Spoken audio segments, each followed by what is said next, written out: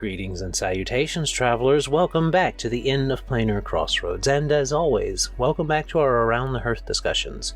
You'll probably find out if you stick around into the bloopers of this episode why we're going to be a little bit quicker with this introductions and announcements, because with this Dan's introductions and announcements, because we kind of miffed up a little. I miffed up a little bit, but all right.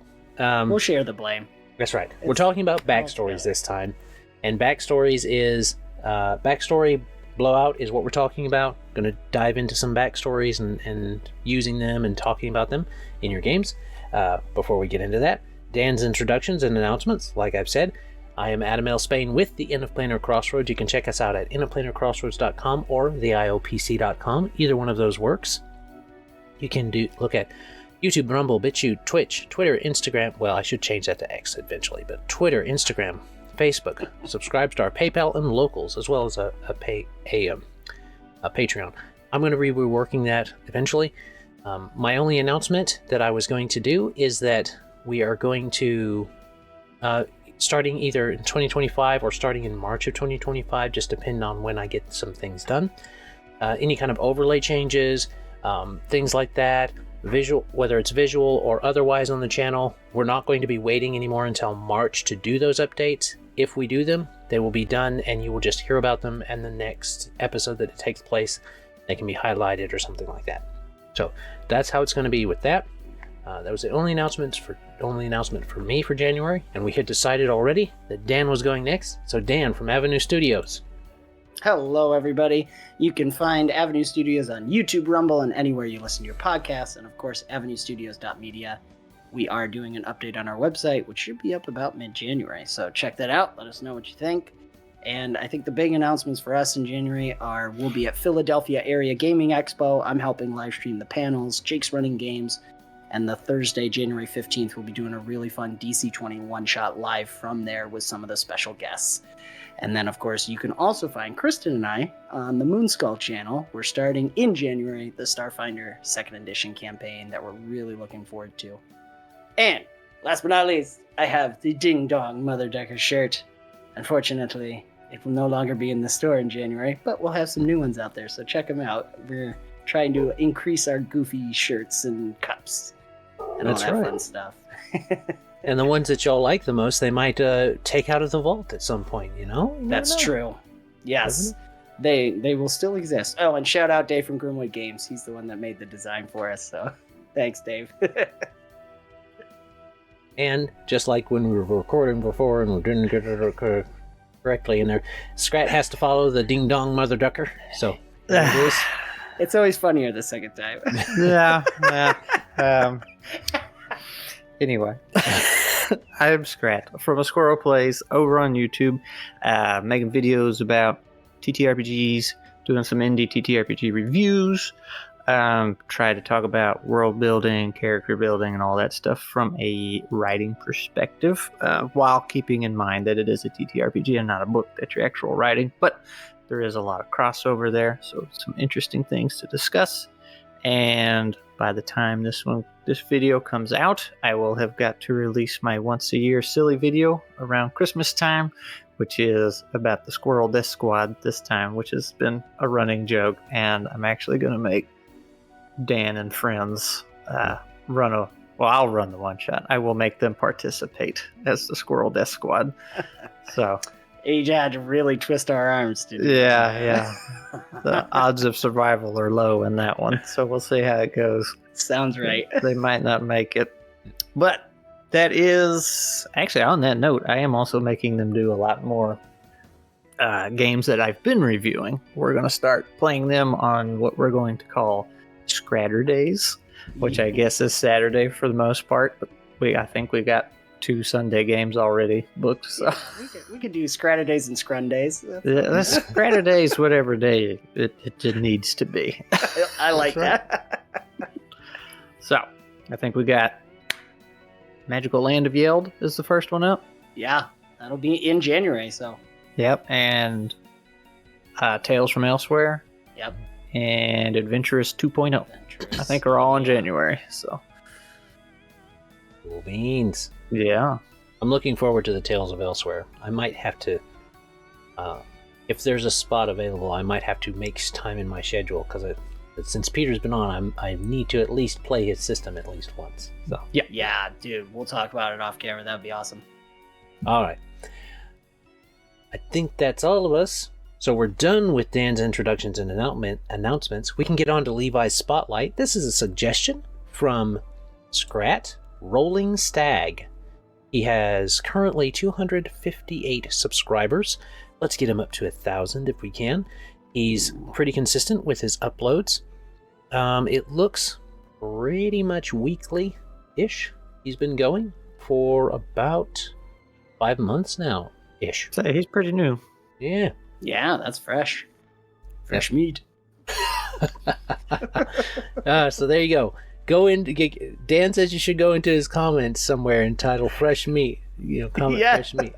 I don't necessarily think that would be the best option, but you can always go onto it and onto his comment section and say, "Hey, Planar Crossroads or Avenue Studios or Skrat from the Squirrel Plays sent us."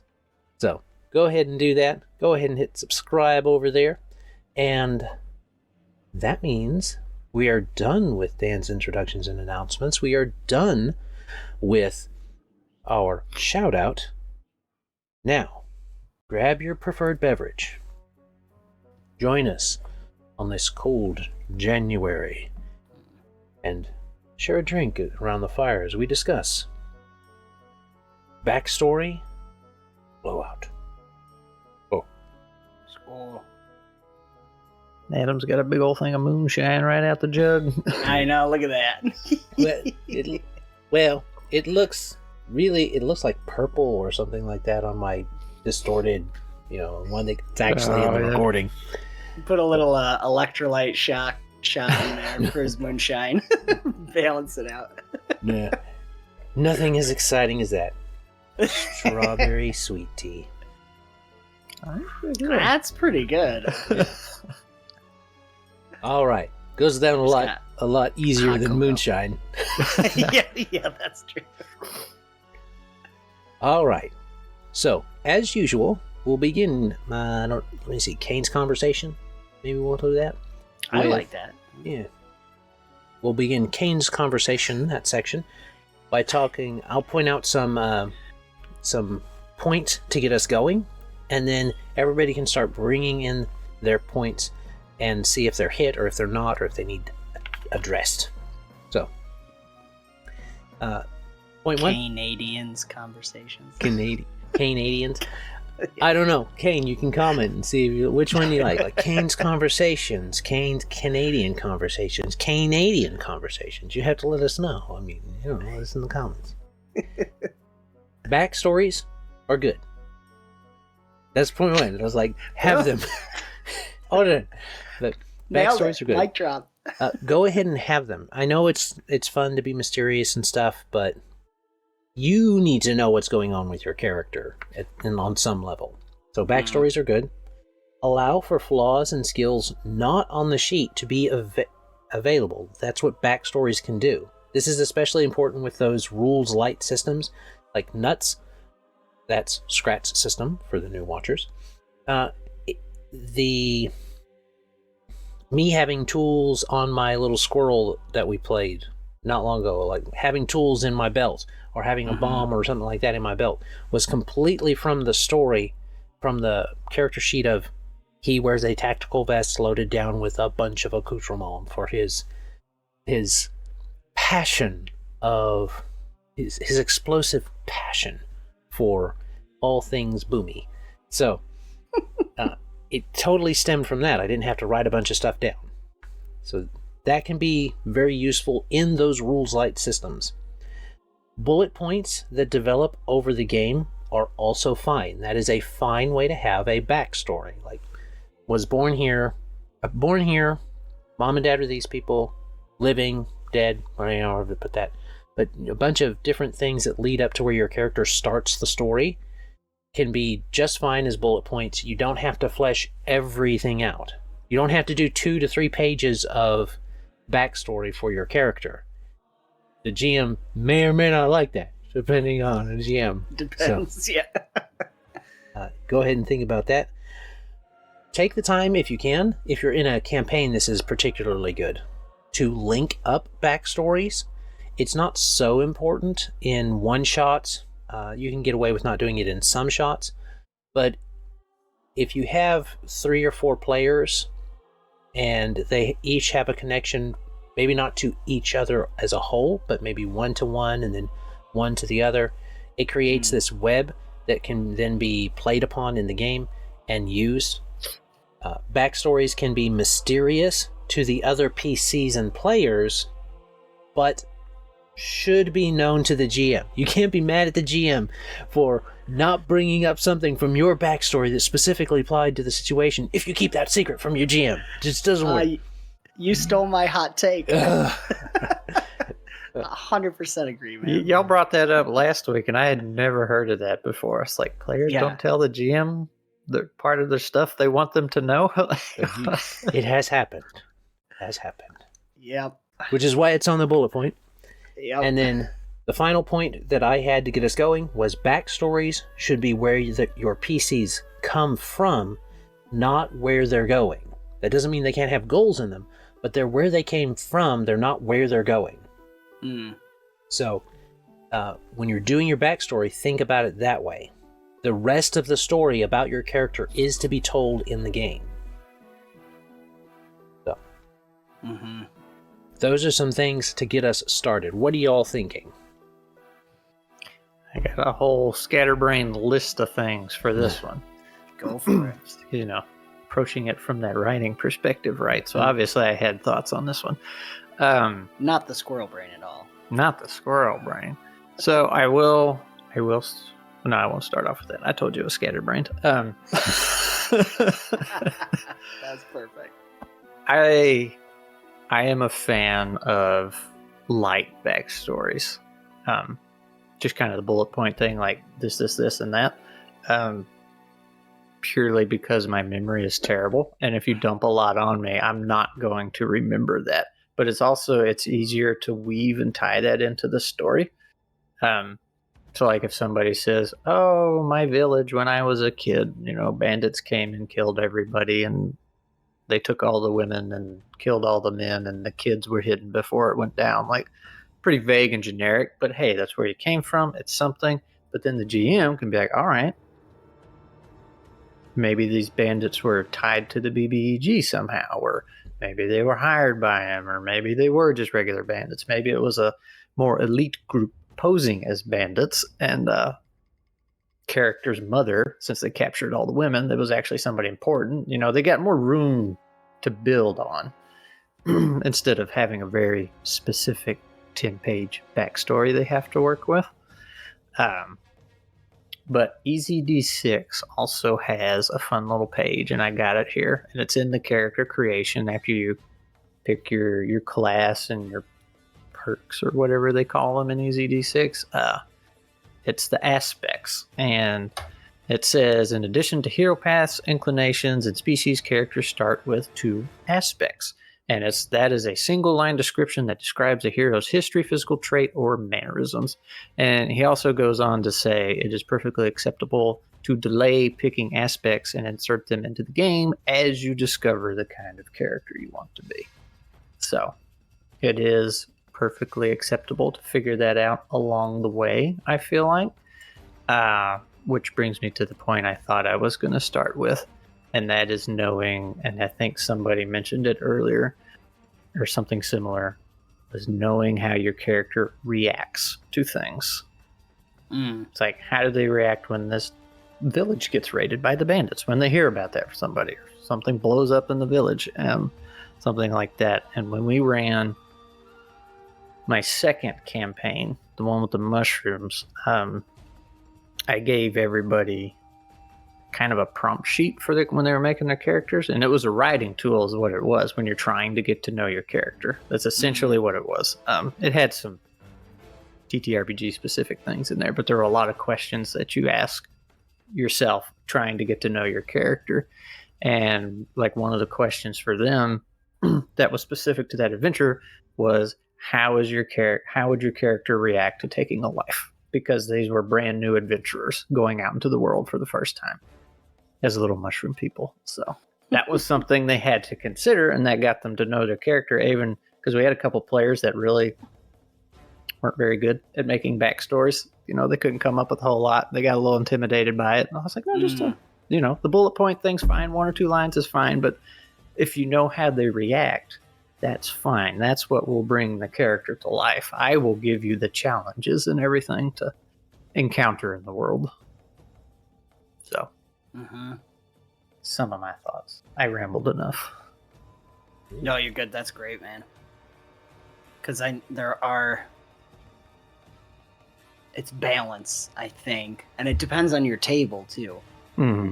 Because I've played with those people who are like, I don't know what my backstory is. I don't care. And the bullet point suggestions like that could be really helpful. If, as a GM especially, you want to pull those backstories in, which I know we'll kind of get to. See, there it is. Adam just does a good job setting up his discussion points. Yeah. But I have on my group of people here that I play with a lot too are really, it's because we played so long together and we're friends and family outside that we can make up backstory stuff on the fly. And it's fine. But that's because we built up trust with each other, where while we're playing, we understand we still have that overarching goal for whatever the game is we're playing. Usually they're not trying to make up something to make themselves super powerful. Awesome. Yeah. Oh no. He does just the right amount of power gaming. And here's a side note on that too. What's beautiful about Austin is you say no and he's all good with it. He knows he's trying to stretch it and he's trying to see the limit. But as soon as you say no, you're like, yeah, no, I know. I'm pushing it. Is that the one that was in the Weird West squirrel one? Or is that somebody else? Why am I so... No, that's Zach. That was Zach. Yeah. He was fun. Yes. Zach can be wild. Like a gnome. But now I'm getting scatterbrained. I was just thinking as you guys were talking, there's all these different options you can do. But I like the bullet point. Somewhere in there where there's a balance there. Because it is nice as a GM to be able to pull from that if you're doing a campaign. Especially. Oh, one thing I was thinking about, Adam, you were mentioning with the one-shot, I'm curious what you guys would think about this. Because sometimes, especially because we stream our shows, we usually try to give some backstory in the one-shots just to save time on the, who are you? What are you doing? What's your motivation? Which can be fun. So that's something to think about, too, on how much do you want to know each other. That just takes time. And to build that trust up. So it's like, for us on a show, we got like 2 hours to get it through. Usually we try to say at least we know of each other or something. So that's something as a game master to think about too. How much trust do you want the party to start with? And you can have a lot of fun with the gaps that are in the backstory too. When you talk like that linking up. Like you're talking about our last game, one of the running jokes that came from the gap of us not knowing each other, even though it was a one-shot, we didn't have a whole bunch of effect on the campaign, was, who's Bob? So that's so right. You're so right. It was totally not in anybody's backstory. It was kind of tangentially mine in the sense that I had been a freelancing, problem solver. And then their characters were all kind of knew either of me or had an idea of have worked with each other before, and then there was a Bob just out of a remark, and it's like, who's Bob? Yeah, that's such a good point in that flexibility. I think both of you guys already kind of touched on it, but of having you can have the backstory, but like Skrat said, doing the bullet point allows for that flexibility, because sometimes at the table you just come up with something that's really fun to retcon as being in the past. Especially, again, it's that if you as players have that comfort with each other and ability to just kind of flex with that, because that was so, and the way Kristen played it, where she just kept saying, who's Bob? And everybody was just like, yeah, we went on to something else. It doesn't matter. It's just, it adds, so it creates a history without actually walking through it, and because we like effectively created an inside joke that didn't exist before you mentioned Bob, which then at a meta level becomes a joke then becomes an inside joke for the players, and that's that nice melding of the meta and the story. Yeah, I think it was Grimwood that actually said, we don't talk like Bob, and we don't talk about him. Yeah. Something like that. That's right. As long as you don't end up like Bob or something like that. Yes. She's like, who's Bob? We move on. But that works. Tying into also to the thing of your character's backstory is where you're from, not where you're going. Don't make a backstory where you're already super overpowered. I was just thinking that. Totally made that mistake with my first character. So the ultimate mega ultra wizard at level 1. Yes. The greatest wizard ever. At level 1. Knows 2 cantrips. Yep. I mean, if he's the only person who knows the 2 cantrips, I mean, He's the only wizard in existence, I guess. Oh, man. Man, that's such a good point. There's looking at being aware of the level you're coming in and stuff like that. Like the Starfinder game Chris and I are going to start. We're starting at level 7 in Pathfinder. I wondered what level y'all were starting at. Yeah. Which is scary. The inside joke is like, when the module wants you to start at 7, you should be worried. Yeah. But in that, okay, I'm level 7, so my character's had some experiences. He's going to usually, I relate it to age. Not always, because there's fun ways to make like an older person be a lower level. But so that can help me kind of decide what age my character is, what experiences that character has had versus level 1. Because I made that mistake with my first character of, I got this cool idea for and basically, it's kind of what you were saying, Adam. I wrote what should have been a campaign adventure for him in his backstory. So he's already had he should be like level 10, but we're just starting. So yeah, that's really good to be aware of. And as GMs, I wish my GM had let me know that. I wasn't made aware of that, even though the GM knew that was the backstory. So it ended up it was like disappointing and conflict. It made sense to me as we went into it, right? Because I'm like, well, obviously, yeah, I'm level 1. Of course I wouldn't. But how did my character do all these things before? Yeah. That's what was fun about the mushroom campaign we did, because they started off level 1, but they were designed to be inexperienced. Good job. I love coasters, but they always stick to the bottom. There were these mushroom characters that Glee had made, that race, and they had a lot of years under them, but they had been in the Underdark forever. And their coming of age thing at 100 or whatever, they go up to the surface, and they didn't really know anything about the surface. They hadn't done any adventuring, so it's like, yeah, they're going to go out and kill some monsters or even people. Like, that's going to be their first time drawing blood. How are you going to handle that? How are you going to react? And one guy was so great. It was Krieg, and we just called him Gurk because we couldn't pronounce his character's name.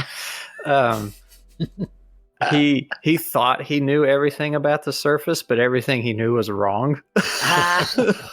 Like gnomes are giants and giants are short, that kind of thing. That's perfect. It's just all of it. Watch out for them gnomes; they're huge. Yeah, that's basically what it was. And he was so confident in what he knew. Yes. And he was a little bit racist too, but about all the wrong things in the wrong field. Oh, that's so good.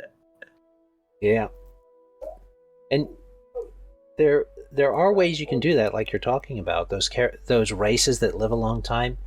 You can have a lot of life experience without growing up and maturing in different ways, like Dan was talking about with older characters. You can do that, or you can do the lost power approach, where the reason this person is going out is because their powers have been stripped from them, or they've been cast out from certain orders and they've been stripped of those ranks and abilities or stuff like that.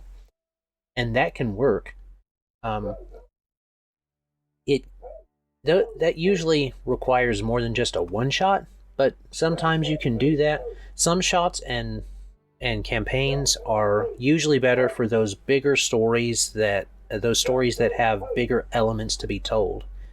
I do like the idea though of the races making a difference, because I think that's something that's been lost in a lot of 5e coming. 5e did it. I think 4e still had the 4e did still have racial ages and disparities in the ages of the races and stuff like that. Mm-hmm. If you're 5 years old in a fast maturing race that lives, dies, and is buried, that is born, lives, and dies before lots of other races have even gotten walking, that makes a difference in the way you perceive the world, and it opens up for a lot of role play. So a 5-year-old, let's take, I don't know, a lizard or something, even though they can usually live a long time. A 5-year-old lizard folk is going to be much more mature than a 5-year-old human, or a 5-year-old elf, or a 5-year-old dwarf. They're going to be different. And so you're looking at maturity ages and stuff like that, and life experience, and how those life experiences are taken up in that backstory. And then you can work in those different things of, sure, you were raised in this epic place, but you're not an epic person from that epic place. You're somebody who's just starting out, even though you're 100 and an elf or a dwarf or something like that. Having to interact with these humans that are only like 14, 15, 20, somewhere in there. Prime adventuring age. You could always take the Metroid approach, and you could be super awesome, but somehow magically lose all of your gear, fancy equipment when you start a new adventure. Every adventure. Yep. How does this always happen? Yeah. That would be interesting if you played a recurring character, and that was the foible that every time he or she showed up again, you knew, oh, you lost your stuff, and they're like, shut up. Lost it all gambling. Yes, every time. Well, that's why Conan continues to go out and do his adventures in the books, is, spends it all on wine, women, and song. He spends up the money. So he has to go out and adventure again. Gotta go again, yep. Until he becomes eventually Kane. But that's another book. That's in longer books. But those are some strong points for that. Let's see where we are. Okay. So, I'm a little off on my timing, so we're going to assume that we're close to the time we should do Skrat's final question. So does Skrat have a final question for this particular one? Sure, man. Are we skipping over goals and flaws? We're not going to really get into that? Or We can do that for final question type of thing. Well, I don't have a question on that, but I had notes to talk about. You ask me, and then it's like, no, there's no question. We're going to talk about it. That's fine. I like flaws. Goals are questionable. We'll just leave it at that. Mic drop. Well, no, let's say my question here is, what is a time where I guess this would be campaign specific because it's hard to do in a one shot. What's a time where your character backstory either really added to and enhanced the campaign story, or detracted from it and distracted people? Which was kind of bouncing off if we had talked about goals, because I like goals for characters, but I feel like they can kind of detract from the main, depending on the player, right, and what they put in front of you. Like, it can totally derail the campaign and get people distracted from the main goal. So, do you guys have a specific good or bad story on that, of your backstory impacting a campaign?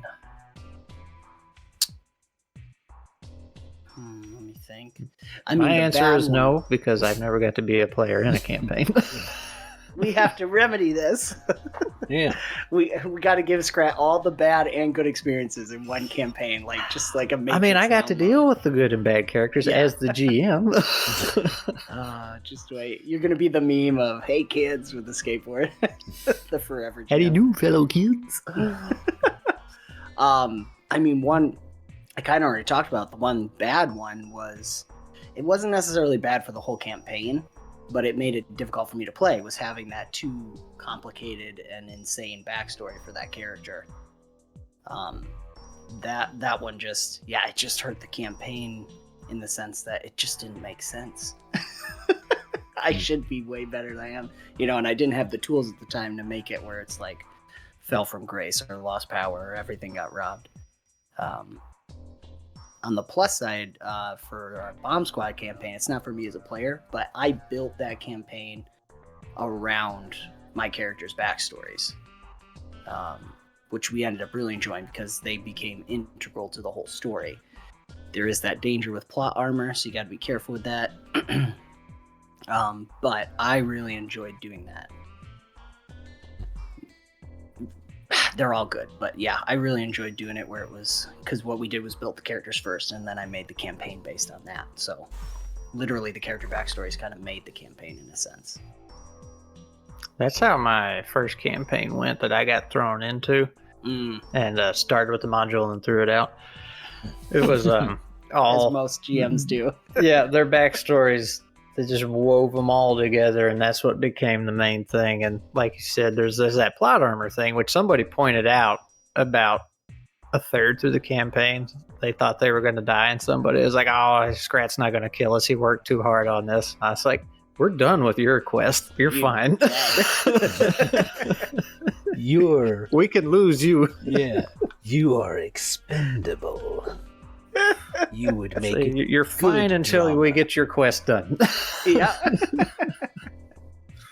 Your death would be delicious. But I guess I have to answer too. So I haven't actually been in campaigns.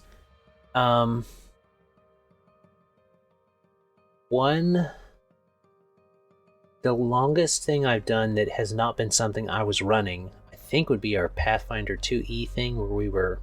Our Pathfinder 1E. Now, we were doing...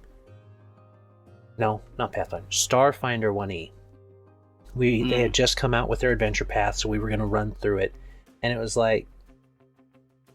We stopped it because we weren't having fun with the adventure path, because the adventure path was way too... It was too on the rails. But... the character portion wasn't a problem.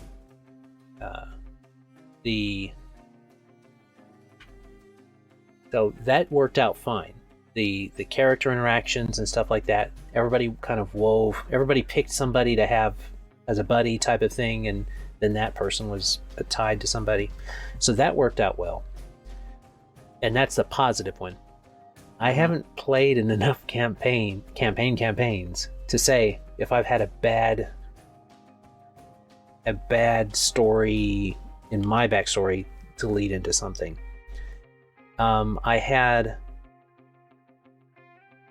a couple experiences where I was like, oh, the GM's not really doing anything with this, I guess. Or they didn't actually...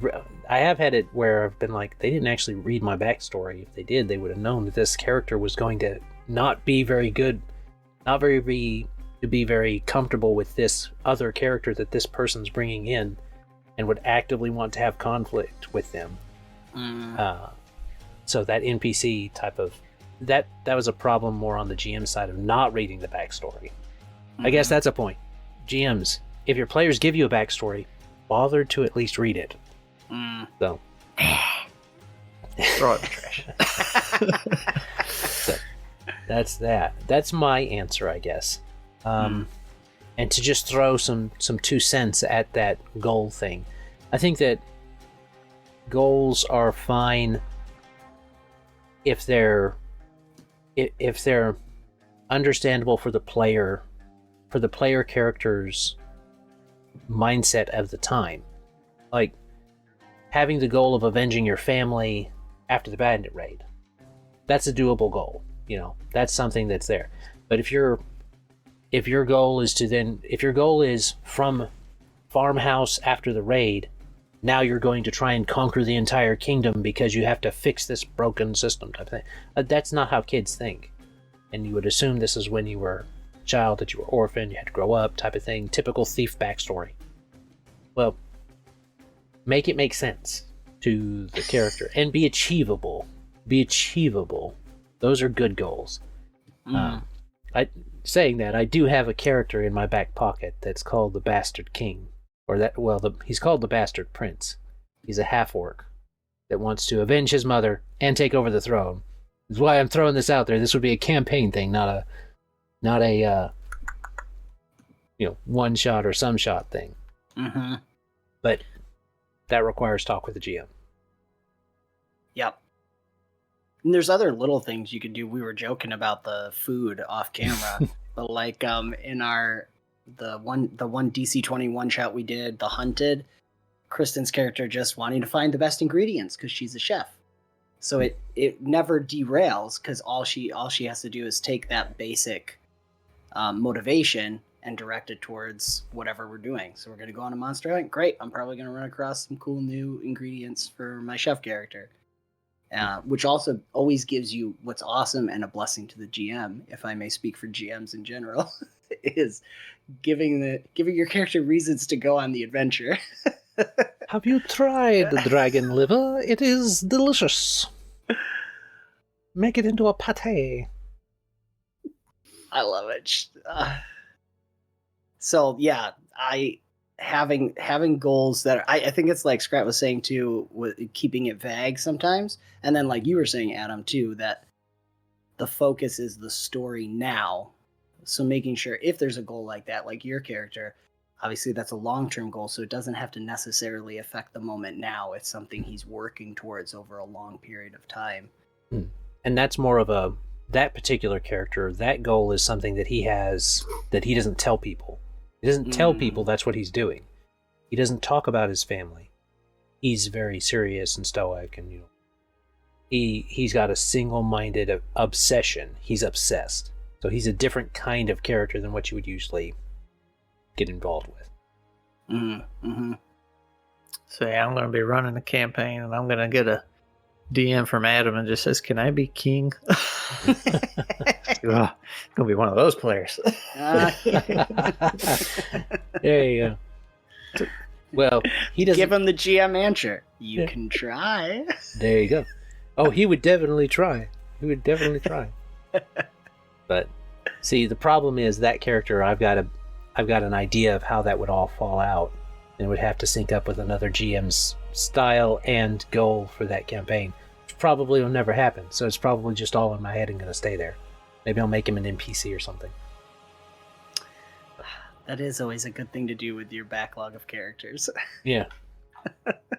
And see, if you allow the Inn of Planar Crossroads to come into your campaigns, you too could have all this cast of characters. We need to do that one year. Just make characters all year. Ooh, I'm down. That would be cool. Maybe not characters all year, but like, I don't know if you could do one thing each month, but like a couple months characters, couple months some magic items to find in there. And well, you could still keep the theme, and then you could put it in like so I'm giving some spoilers now. Spoilers for March of the Mechs. We're going to do something for Skrat.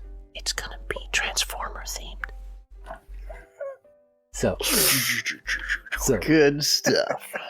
So we might think about that. So this is like happening. This is in December, so I can still make some changes for the next year. So we might do something like that, where each month we take something that we're using for that theme. So okay, all right. I think we're getting off topic enough to be able to say we're done with this particular backstory topic. So we hope you have enjoyed. It's time for our outro. Do remember to check out the Rolling Stag on YouTube. We've been shouting that out. We'll be shouting that out this month. Currently, like I said, at 258 on subscribers. Get them up to 1,000. That's the goal. Check out A Squirrel Plays on YouTube. Avenue Studios at avenuestudios.media, where you can check them out on YouTube, Rumble, Patreon, or Locals. Support them. And also, stop by innofplanarcrossroads.com or the IOPC.com. Either one of those work. And you can find us on YouTube, Rumble, BitChute, or Twitch. Twitch is not very active right now. I don't know what the next year will hold.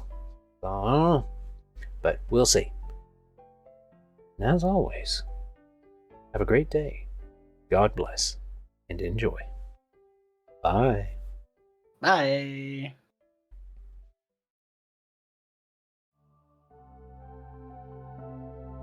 This content was made possible by travelers and viewers like you. Thank you.